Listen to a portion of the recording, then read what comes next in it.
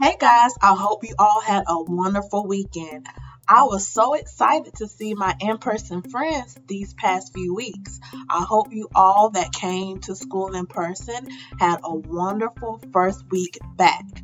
So guys, can you feel the fall in the air? I can. And the best part of fall for me are the beautiful colors that we see on our trees. This week, we are going to revisit our elements of art and focus on one of my all-time favorite element, color. We are going to go over our primary, secondary, cool, and warm colors. And for my new friends, this will be new for you. After we're done going over our colors, we are going to listen to an awesome story about mixing colors. It also teaches us that it's okay to be different from someone else. Once we're done with our story time, we are going to go over our new art project, and it's going to deal with our cool and warm colors, and we're also going to talk a little bit about our lines. All right, so let's go ahead and jump right into our elements of art. All right, so we have 7 elements of art. So there's line, color, value, shape, form, texture, and space. And we've already talked about the element line, so this week we're going to focus on color. So if you want to pause the video and just review the elements of art chart, feel free to do so. But now what we're going to focus on is our color wheel. All right, guys, so here is our beautiful color wheel. So we have our primary colors, we have our secondary colors, and we have our cool and warm colors. So let's start with our primary colors.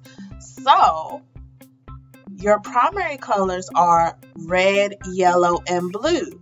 So the primary colors are the colors you use to create your secondary colors, which are your orange, purple, and green. So if you look closely at your color wheel, you see that the secondary colors are in between your primary colors.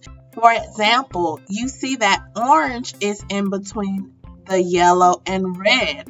So that means that you would mix red and yellow to get the orange. And to get the color purple, you would mix the red and the blue. And as you can see on our color wheel, you see that the purple is in between that red and blue. Okay? So let's go ahead and switch gears and get into our warm and cool colors. So on the right side, we have our warm colors, which are yellow, orange, and red. And on the left side, we have our cool colors, which is green, blue, and purple. So I have a question for you guys. What do you think of when you think of the warm colors and the cool colors? For me, I think of the sun for the warm colors, and for the cool colors, I think of the ocean. So send me a private message and let me know, what do you think about when you think about our warm and cool colors? So we are going to be using the warm and cool colors today for our project. All right, guys, so let's jump right into our story called Mixed. I will be back in a few minutes, and enjoy the story. Mixed, a colorful story by Ari Chang. In the beginning, there were 3 colors: reds, yellows, and blues. Reds were the loudest, yellows were the brightest, and blues were the coolest. Beep, beep. Everyone lived in color harmony until one afternoon when a red said, "Reds are the best!" The yellows disagreed. "No, we're the best because we're the brightest." And the blues were too cool to even respond. The colors decided to live in separate parts of the city. But one day, a yellow noticed a blue, and something happened. "I feel so happy when I'm near you, and I feel so calm when I'm with you. Yellow and blue became inseparable. Life felt so vibrant, but not all the colors were happy about it. Colors shouldn't mix. I don't like that yellow's effect on blue. That blue isn't bright enough for yellow. But yellow and blue loved each other so much they decided to mix. Together, they created a new color. They named her green. Green was bright like yellow and calm like blue, but really she was a color all her own. Everyone was fascinated. I've never seen anything like her before. She is so cute. Even the grumpy colors fell in love with green. Can I hold her? The colors began to see new possibilities. Soon, other colors mixed, and mixed, and mixed, and mixed. There were so many new colors and a lot of new names. Don't forget your glasses, Lavender. Be careful, Jay. Have fun, Amber. The old neighborhoods of Redville, Bluetown, and Yale Heights didn't make sense anymore. Everyone wanted to live together, so they rebuilt the city. The new city was full of color. It wasn't perfect, but it was home. The end.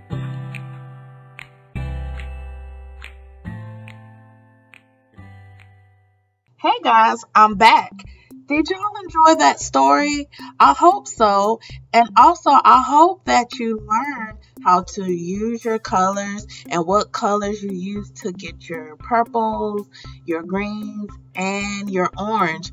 Also, I hope that you learned that you can be friends with anybody that's different from you. It's okay to be different because you both bring something new to the table. So always keep that in mind when you're meeting new people and making new friends. Also, I would love to know your favorite color. So leave me a private message on Google Classroom and I will share with you my favorite color. Now let's go ahead and jump right into our project. And our project title is Autumn Fun. So for this project, all you will need is a piece of paper and your crayons. So let's go ahead and get started. All right, guys. So before we get right into our project, I wanted to talk a little bit about our composition and what is our background, our middle ground, and our foreground, because we will be utilizing or using this space for our project. So for our background, the background is the scene that's furthest away in the picture. Because the background is meant to appear further away and it's smaller in size, it's not as bright in color, and it contains less details than the objects that are closer to us. So for the middle ground is basically the space that naturally occurs between the foreground and the background. Simple, right? And lastly, we have our foreground. So for our foreground, it's generally closer to the bottom of the composition or our paper. So because this is the part of the scene that is closer to the viewer, the objects appear to be larger. So with this in mind, this will help us to create our project today. So let's go ahead and get into it. All right, so we're going to start off with our black crayon and we're going to create our foreground, which will be some hilltops. Now we're going to focus on our middle ground, and our middle ground will consist of our trees. So as you can see, I am making two curved lines connect together, and I'm creating diagonal lines for my branches. So we're using our lines to create our tree. As you can see, I'm using my black crayon to color inside of my trees. So now we're going to use our warm colors to create our leaves. For our leaves, we're making a circular shape and we are going to make a pattern with our warm colors. So right now, as you can see, I'm using red, then I'm using brown. And with brown, that's not a warm color, but it's a great color to use for the fall. It's a neutral color. So as you can see, I'm using reds and browns and yellows and orange. And right now, I'm just going back over my first tree using that brown crayon. Then I'm using yellow and orange. So my pattern for my first tree is red, brown, yellow, and orange. You can create whatever type of pattern you want for your trees, but make sure you're using your warm colors, which are your red, yellow, and orange, and you can use the neutral color brown, okay? So we're just going to continue to color in our leaves or create that circular shape for our leaves, and make sure you focus on your pattern. So as you can see, each tree has a different pattern. Make sure you take your time and go in one direction as you're coloring. So you want to make sure you're coloring in a circular motion.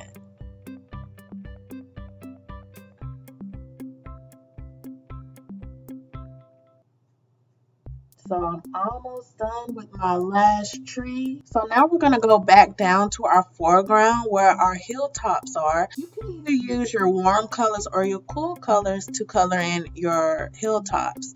But for our background, the surrounding space of the objects, we are going to use a cool color, and that cool color is blue.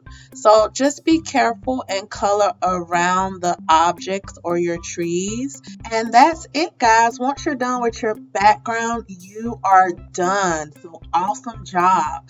So if you need to look at the video again, you know that you can always go back and rewatch the steps.